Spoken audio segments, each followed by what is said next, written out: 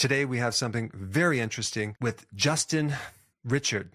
Now, if you haven't watched Justin's videos in the past, you have to check them out. I'll put his link down below, but he does this channel with evaluating his blood sugars on a continuous basis. And the type of information that he has found with experimenting with different foods is amazing. We're going to share with you some fascinating data about what happens with different foods. And if you check your blood sugars over a period of time, rather than just a one-time test, what you're going to reveal. So welcome, Justin. Thank you very much. I'm super pleased to be here. I'm a big fan of your content. I've been watching you for many, many years, and I'm happy to be here. Thank you. Awesome. You know, I stumbled on your video, and it's like, it gets right to the point, and you use this continuous glucose monitor, and you just basically test out all these different foods. Let's just dive in and just talk about some of the things that surprised you that you would never think would create that big of a spike. But I think just before that, what I need to mention is like what we're testing, because if you're new to this channel, I'll just kind of explain what we're testing. So anytime you eat certain foods, especially carbohydrates, depending on the type of carbohydrate, the blood sugar is going to either go, slightly up or really high. And then it'll eventually come down, hopefully. And so what's happening is we have different hormones that come in there and help regulate your blood sugars, like insulin. And so when you don't get this leveling off, there could be a problem with insulin. So anyway, that could be more pre-diabetes, and a lot of people have that. So that's kind of my introduction. So jump right in, Justin. Well, it's really the most important factor for me was insulin resistance. And I have a history of type 2 diabetes in my family. Aunts and uncles have it. My mom has it. And my whole reason for starting this channel was I wanted to do something to preempt this scenario. I don't want to end up with type 2 diabetes. And as I was in my late 40s, I was noticing that I was getting low energy year after year. My energy levels were diminishing year after year. And especially after I ate food, and particular foods, highly processed sugary foods, this really it zapped my energy, and I was having a hard time working through the day. And given the history of type 2 diabetes in my family, I realized that I needed to do something quickly to get this under control, because I was on that road to, diminishing my health year after year. So that's the reason I did this. And I'm so grateful that I did get the CGM, because it really takes the guesswork out of managing your blood sugar. Mm-hmm. And there are a lot of surprises that happen along the way. You realize what these foods are actually doing. Mm-hmm. In particular, these highly processed sugary foods, they really have a great impact on your blood sugar levels. And it really is an eye opener when you get this CGM and you really see what's going on. Yeah, and CGM is the continuous glucose monitor, for those of you that didn't quite understand what that is. But yeah, that's right. Awesome. Yeah, so when I first got it, I was just continuing what I was eating just to see what the foods that I would commonly eat were doing to my blood sugar. And I ate a lot of highly processed foods, a lot of baked goods. Baked goods are my favorite thing. I grew up with them, and I am not ashamed to say that I believe I have a sugar addiction to a certain degree. Mm-hmm. I crave sugar quite often. It's hard for me sometimes to say no to sugar, especially these baked goods and things like that. So when I first got the continuous glucose monitor, I was just testing out what these foods that I commonly ate are doing to my blood sugar. And it was a shocking surprise that these are really high elevations in blood sugar for me. And also they had quite a long duration. So that's not something that I wanted to continue. So it really brought this to light for me. And I started to alter my diet accordingly. Now, I do want to mention as well, too, that I still eat sugar from time to time, but I've cut back that intake significantly. So yeah, so it's if someone eats sugar, obviously it's going to go up. What surprised you the most? What kind of food that you ate? You're like, wow, I had no idea it spiked that high. Well, besides the obvious sugary treats and stuff like that, white flour, any even bread or even whole wheat breads for me really spike my Mm, blood sugar more than I thought they would. For hmm. some people, that may be different. That may be potatoes or rice for other people. If we're, off the track of the highly processed foods, those are the standard foods that a lot of people are eating all the time. They have a significant impact, or they can have a significant impact. So for me, it's that white flour, anything with white flour, that's pasta, breads, things like that. So, then you're going to get people that'll say, well, I'm going to have whole wheat bread versus white bread. Have you ever tested those two? I've tested that. There's a minimal difference between the two. Right. It's all highly processed. A lot of that is marketing. They tell you that Yeah. it's brown bread, and it's like, it's really not that much different. I've also tested sourdough bread, Yeah. and not much of a difference. And then, of course, there's the argument that not the bread that you buy, the sourdough bread that you buy at the grocery store, is not authentic sourdough.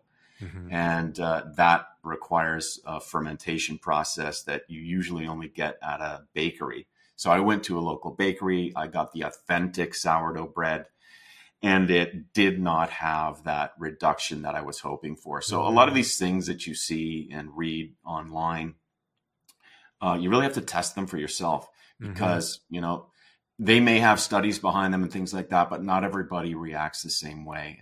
Unfortunately, it's not uh, um, entirely accurate when you're taking those into account. I've tried freezing bread to increase the resistant starch overnight, freezing it and toasting it. It has a slight difference, but all in all, these whole uh, these breads or these flours really have a high impact on the blood sugar, for me at least, anyway, and many people as well too. Darn it. So Yeah. what about Ezekiel breads? People are going to wonder about that sprouted bread. Have you tested that? I do, and that's my go-to bread. I use that all the time. It seems to have the smallest impact on my blood sugar with the breads, Okay. and part of the reason is because the slices of that Ezekiel bread are a little bit smaller as well too. So that's something to take into account. But it is a healthier bread when you read the ingredient list, and it's lower on the glycemic index than most breads that are using this white flour. So it is a good choice for me, and Okay. all the recipes that I do, when I'm trying to cut back on the glycemic load, I use the Ezekiel bread. Interesting.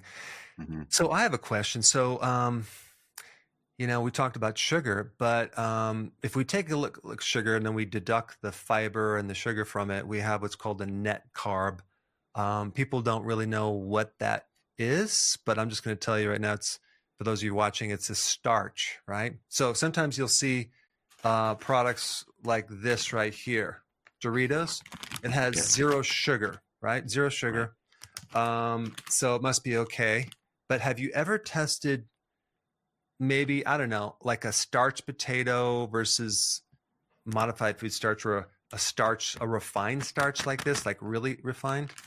Yeah, generally products like that have corn as the ingredient really spike my blood sugar as well too. They're generally really high on the glycemic index, and they can be problematic for me. So I try to avoid those as well too. There's a lot of seed oils in those fried foods as well too. Those are deep fried as well. So there's some issues with that for me as well too. So I try to stay away from that. So it's not only about the blood sugar for me. I'm trying to eat healthier all the way around. Blood sugar Hmm. is one of the things that I'm trying to watch, but Yeah. I do consider things like that as well too. Well, you were into the pastries, bread stuff. I was into the salty chips in college. I would Hmm. do a much bigger bag of Doritos in one sitting. But this right here doesn't seem like that much, right? So this is 14 serving sizes. Okay, 14. So do you think anyone's going to have 1/14th of this in one sitting? So No. if we just multiply the hidden sugars, which is the refined carbs and starch in here, this is how much sugar you're getting in this one bag. Yeah. That's incredible. It's just, and it's so deceiving. these foods are so highly palatable. These companies that manufacture these take a lot of time to get their recipes to have the maximum effect on your biochemistry to make you crave them more and more. I did some research on Doritos, and they actually hook people up to a brain scan to see how their brain is reacting to these chips when you eat them. And they have their whole set of terminology. They're looking for the bliss point. So when you eat something, it's the right amount of dopamine that keeps you coming back for more of these chips. It makes this stuff really, really hard to resist. And that's why, like me, a lot of people are hooked on this stuff, and it's hard to get off it. When you're comparing that food to a healthy food like broccoli, it's difficult to say, oh, I like the flavor of that broccoli better than these Doritos. It's a hard thing to shake when you're up against that.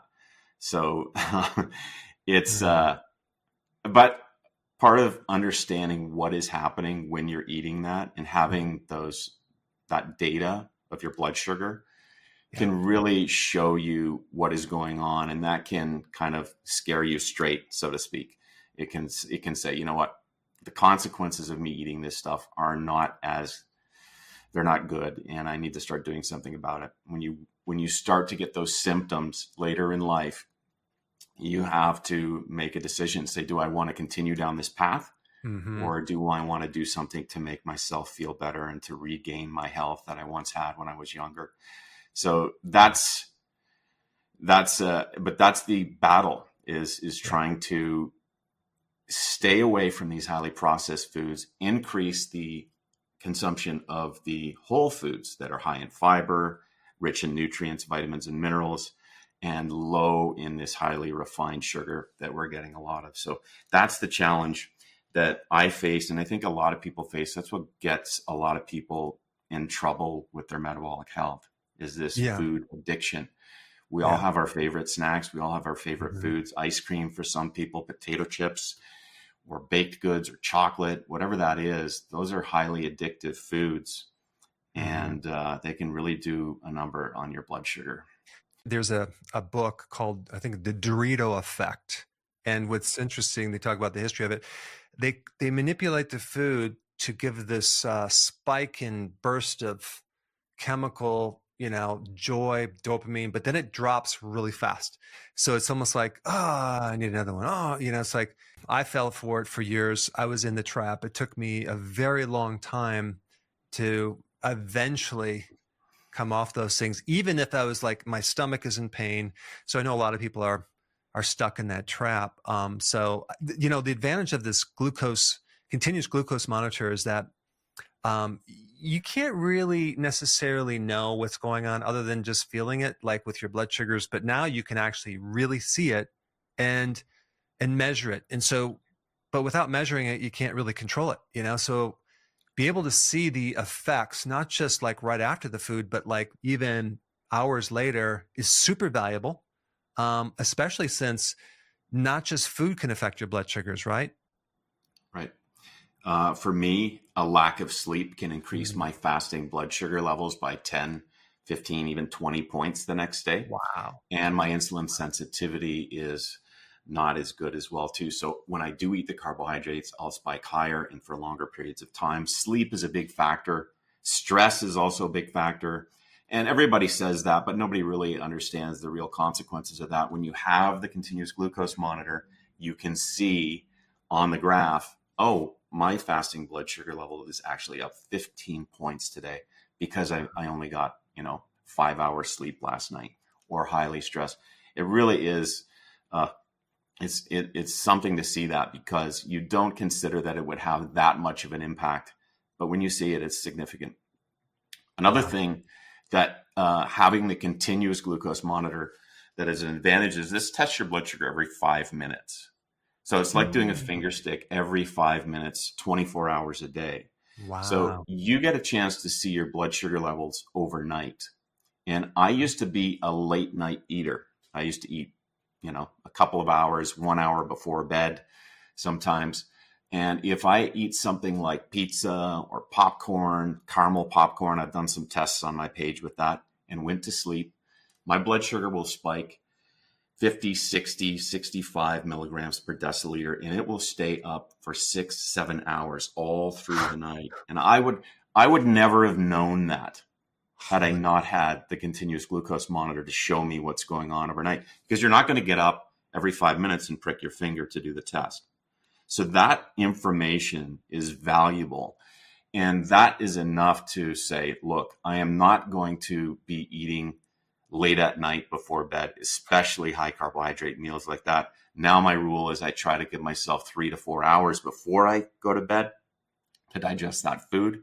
And I also try to make my last meal of the day more of a keto style meal.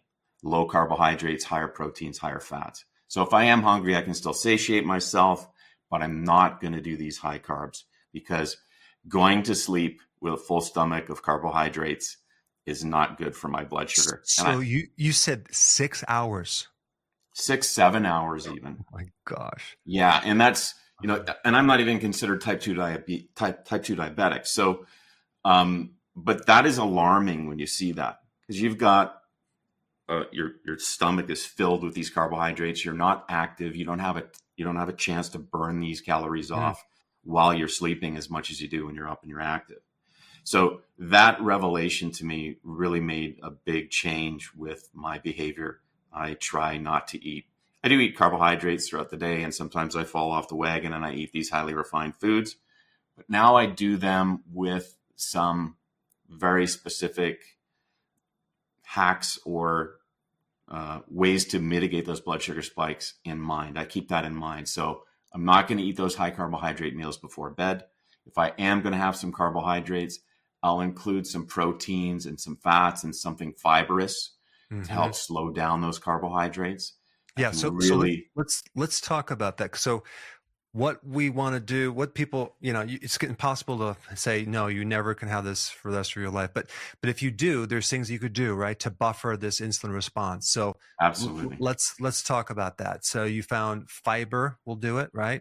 Fiber. So if you're going to have a salad or something before a meal, or even vegetables, raw vegetables, things like that, even having an apple can help as well too.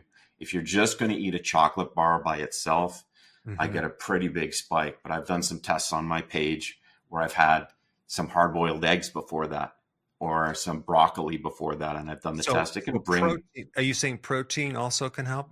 These 3 things: fats, fibers, and proteins. They have a significant impact. They slow down the rate at which that food moves through your digestive system, and that can reduce the blood sugar spike, the post-meal blood sugar spikes. So I've tested each of them individually, proteins, fats, and fibers. They all do a pretty good job. But if I'm going to have a chocolatey treat or a piece of cake or something like that, I can have proteins, fats, and fibers beforehand.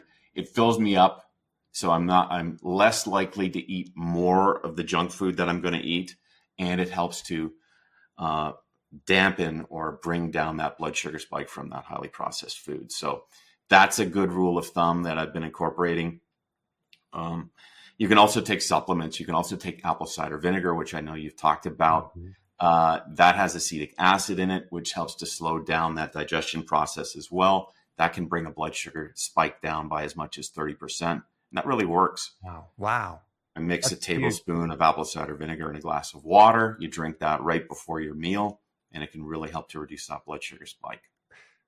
I wonder if that's why some people unknowingly take a piece of bread, toast it, add butter, and then cinnamon to help buffer the response. I don't know if that would do anything, but that would be an interesting test.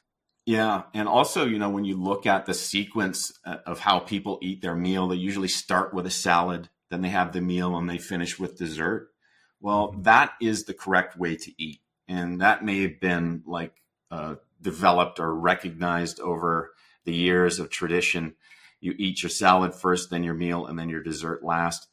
That is going to slow down the absorption or the digestion of that sweet treat at the end. So that's the proper sequence to eat things, is to save the sweet treats for last. And plus, when you eat a salad, because if you eat the protein first and even the salad after that, I notice that people don't finish their salad.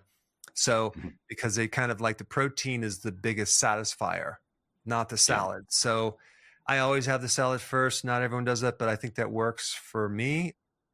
When we talked before, you had a great tip, just to minimize the temptation and try to do a lifestyle that this stuff is not in your face all the time. So let's talk about like tips that people can do that can minimize even the exposure of this junk food, other than Yeah, just seeing, wow, my blood sugars are high, but what else could we do? it's true. It's all about developing habits for me. So the time all this time that I spent eating these junk foods, as all through my life, have become habits for me. So I want a sweet treat after a meal. I want something sweet in the morning. It's all about changing those habits from bad habits into good habits. So I work on one or two at a time.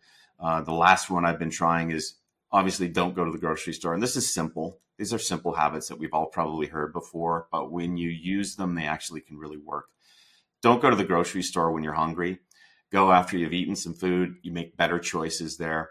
And it's important for me when I do see something at the store that I want to buy, like something that's sweet, donuts or something like that, I say no to it at the grocery store, because at the grocery store, I only need to say no to it one time. If I bring that item home and I put it in my fridge or my cupboard, every time I open the fridge, I have to say no to that. That might be 4, 5, 6 times a day. I say no to it once at the grocery store. Don't bring it into your environment. Don't make it easy to access that food. That's a really important tip. And if you can implement that and stick with that little habit, it can have a significant impact for the rest of your life. I So like that. developing even simple little things like that can make big changes. If you're going to have a big meal, another great one is, you're going to eat a big meal. There's a high carbohydrate load. Go for a 10, 15-minute walk after that meal. That can have a really significant impact to help bring that blood sugar spike down or keep it at a nicer level. So walking just like that, 10, 15 minutes, a really good habit to start doing. And those are small little things that most people can do. It's free, and they have a significant impact. I like that.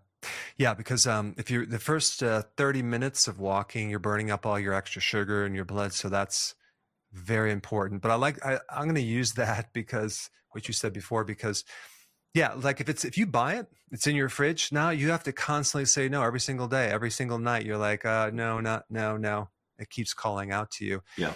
When I was in my 20s and then 28, I think that's when I got married, and then early 30s, right before keto, I couldn't sleep. This is probably my late 20s. I couldn't sleep. So the only way I could sleep is have a pint of Ben and Jerry's ice cream before bed. You can imagine my blood sugars. And I think now looking back, it was a sugar coma. Like, you start spiking the sugar too high and it's going to put you out. Of course, I'd wake up like I had a hangover, but at least it helped me sleep because I had the restless legs from the vitamin B deficiency that was created from all the carbohydrates. So I was in that mode for quite some years. And it wasn't until, and I don't know if this happened to you or not, but there's a certain point in your life where you make a shift of like, okay, I'm going to change my diet. And then you realize, oh my gosh, I feel better. It was when I added protein for breakfast instead of my carbohydrate, big, huge muffin and my orange juice. I don't know what you did, but I had a protein breakfast. That was like the biggest simple change that made me feel better. What about you? What did you do? I started to do intermittent fasting. So I started a 16-8 intermittent fast. So all the tests that I do, by the way, are after a 16-hour fast on an empty stomach. So I've put that into my life, and that's something that I can stick with rather easily. So I'm never usually hungry first thing in the morning. So that was an easy habit for me to pick up, intermittent fasting. And then after that, I started to add protein into the first meal of the day. So about 30 to 40 grams of protein. I found that when I did that, I was satiated. I had better energy levels throughout that whole morning or after breaking the fast, usually around noon. So after eating protein, including that made a significant difference. And then, of course, before that, what were you eating before that? Oh, donuts and junky stuff, sugary, like breakfast cereals. Breakfast cereals are so high in sugar and they really spike blood sugar. So, and that's what everybody does. You grow Mm-hmm. up with Cocoa Puffs and Fruit Loops and all these things, and you think that's normal. That's a Yeah. normal diet for a lot of people. And we're unknowingly spiking our blood sugar significantly first thing in the morning. And when you do that first thing in the morning, that sets you up to be hungry and tired for the rest of the day. Setting your biochemistry up with a proper meal first thing when you break your fast really has a positive effect for the rest of the day. So I find that when I do the test, like the other day was National Donut Day. So I said, all right, I'm going to do 2 donuts. I'm going to eat 2 donuts. I'm going to test them. So I did it after my 16-hour fast on an empty stomach and had a pretty big blood sugar spike there. God. But for the rest of the day, I was tired. I was craving more sugar. I wanted more. I wanted more sweets. So that first meal of the day is really, really important. And I discovered that. Did you how is well, just have you noticed a big change from in your mood, your overall mood, when in the past versus when you are doing good foods? Yeah. And for me, my mood is really directly correlated with my level of energy. So if I have low energy, I don't feel like doing anything and Mm-hmm. I'm not productive. When I'm not productive, I say, why am I not doing this? Why am I not motivated? And that can get me down because I don't feel productive and I feel like I've lost the day. It can bring me down a little bit. I've also experienced some anxiety if I have too many Mm-hmm. carbohydrates.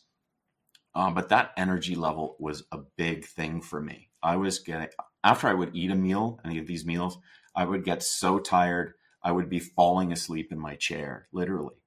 So it has a direct effect on my energy level, which in turn has an effect on my mood. Getting that under control has been a real game changer in my life. That energy level is where it all started for me. I realized, Wow. late 40s, it started, mid to late 40s, year after year, just getting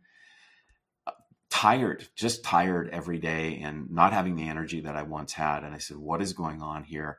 And then I was researching insulin resistance. And that's one of the symptoms. When you start to lose your energy, you're not using the food properly, it's not metabolizing properly, and your blood sugar levels are altered, making you tired. A lot of things go on with that. And that really has a significant impact on a lot of people. You don't have the time and energy. You don't have the energy to do what you want to get done during the day. You don't have the energy to connect with the people in your life that you want to. That has a serious impact besides your health, Massive. When you were growing up, were you like a serious junk food junkie, or were you moderately eating poorly and then just snacking and then kind of going through your 20s? Like what severity were you at as far as junk foods? I would say, I've been 40 pounds heavier than I am now. And, I would say I have a sugar addiction. I would say that. And I think a lot of people do. I think a lot of us are afraid to admit that. But I would find a lot of pleasure in going to the store and buying a variety of junk foods and going home and eating them. That was a real treat for me. I felt really Would you also good. do like healthier foods too at the same time, like growing up? Not then, not at that time. Okay. As growing up, that was a way for me to have like a guarantee that I would feel good. I would go to the store, I would buy some chocolate, I would buy some potato chips and maybe a soda, and then I would come home and I would eat them. And I would really get a lot of delight out of that. So Would you have them in the it house? was a Did you way have it for in the me house to, too? I'm sorry. Did you have it in your house too? Was there always junk food in the house? It was, well, not so much when I was very young. My mom didn't do that. But when I got out on my own, I remember when I got my first job, I was 12, I was doing some stuff and I had my own income. I could go to the store and buy this stuff that I wanted. And for me, it was just a real treat. And, looking back on that now probably was, soothing myself in some way. But yeah, I am still drawn to those foods, and every once in a while I do fall off the wagon. Like the other day, I did the donuts, and I said, "Wow, these really are good." Yeah. But again, knowing the consequences of that really put things into perspective, and it really can hold you accountable for that. You know, you So could just schedule those days on the days you do the videos to kill two birds with one stone, right? So it's that's it's right. it's for the video. That's what I've been doing. And then, when I do those videos, I'll follow it up the next day with some way to mitigate this. So Good. either going for a walk or taking supplements like berberine or apple cider vinegar, which I did after the donuts. I did that the Yeah. following day, and that can really help to reduce those blood sugar spikes too. So I'm realistic in the sense that it's very difficult to drop all this highly processed food. Like 80% of the food out there is highly processed. Yeah, 83%. Difficult to give that up entirely and just switch over to whole foods. That's a tough challenge. So my goal is to bring this down, bring the balance of this, the ratio of highly processed foods to these whole foods. I want to bring that down. If I'm at 80% processed foods and 20% whole foods, I want to bring that up to 50%. My goal is to bring that up so I'm eating more whole foods to processed foods. And that can have a tremendous impact alone. But to be So, conscious of what category the foods I'm eating are in, highly processed versus whole foods, yeah. that is a big thing as well too. That's a good habit to get into. What am I Mhm. eating here? Is this processed or is Right. this a whole food? And then being conscious of that, bringing that ratio up. But again, it's really hard to do that entirely, just to quit that processed food, sugary food, cold turkey. I can't do that. Yeah. So um, to me, it's about making incremental steps towards evening out this ratio of processed to I highly. think that's one of the advantages of the continuous glucose monitors. You can, number one, you can really kind of finally face and look inside your body and go, oh my gosh, this is what's happening. Because before you kind of like, I don't want to think about it. But if it's in your face, you're checking your glucose and you're looking at that. That's motivating. Yes, you feel better, but then you see it and then like, oh my gosh. So, I mean, and then you also have, just the experience of going through this. I think if a person had the basic understanding and they experienced it for at least a week or two, I don't think they're going to ever go back to where they were originally because now they know they feel so Yeah. much better. Like, I mean, I think this is what the glucose monitor is helping with is like making more of a longer change and not ever going back because now it's in your knowledge base. It's not just you've experienced it because I don't know if you would agree with this. I had to go through some suffering and then I had to change my diet to really prove to myself this was correct. Yeah. I mean, you don't have to, once you feel that way, it's like, there's a point where, what, am I going to ever go back? No, because I know I don't want to feel that way. That's like me with late night eating carbohydrates late at Mm, night. I say to myself, do I want to go through an all night spike again for this? No, yeah, right. It's not worth it. So no. one tip that I use is I'll see something that I like. I like popcorn, for example, and I'll just put myself, okay, let me just envision myself eating it. Okay, what the pleasure, and then what am I going to feel like about a half hour later, an hour later? I'm like, no, I think I'll pass. But there's if we take a look at processed food, I recently started looking at all the processed foods and looking at the common denominator, what really makes it up as far as like ingredients. And there's a lot of complexities in the label, but really when you come down to it, there's just three things that make up 99% of it. And that would be this right here, Hmm. which is maybe not in the form of even sugarcane. It's too expensive. They use beet sugar or glucose syrup. And then of course you have seed oils. There's always seed oils. Now, Yeah. what's interesting about that is people think saturated fats in junk food. No, they're all unsaturated fat. I mean, do you ever see any more like lard or tallow in here? No, it's seed oils. And then you have, of course, modified food starch, modified cornstarch, maltodextrin. So that's it. And if you were just to take those three ingredients and mix them up and put some flavoring on there, you wouldn't eat it. It has to be packaged in a really nice thing like this, and it has to be in the right texture. But I think more education is going to be the key to get people off of it. And then I think I want to close with the continuous glucose monitor. I personally went out to get one, and I think it was was it the Freebird, or what was that called? The What, Lifestyle Libre, it's the Lifestyle Libre. Yeah, yeah, I tried that. You know what? It didn't work. It just it had, now it was actually really bad reviews. And then I tried it again, and I tried it a third time, and it just broke down. And then I'm right now, I just got the one that you recommended. So yeah. what, and I don't even remember what it's called because I just got it in the mail. Which one do you use? I use the brand, it's Signos, and they cater to people that are trying to improve their metabolic health, and I really like them because of the software. The software is very intuitive and easy to Mm, use, and once you get the data, what you do with the data is important. So being able to read that data properly is important, and some of the interfaces that you get with these other companies are not as intuitive, not as easy to use. Customer service is an important one as well. If you have any questions, you want to be able to get a quick answer so you can move on and get things going. So that's another issue as well too.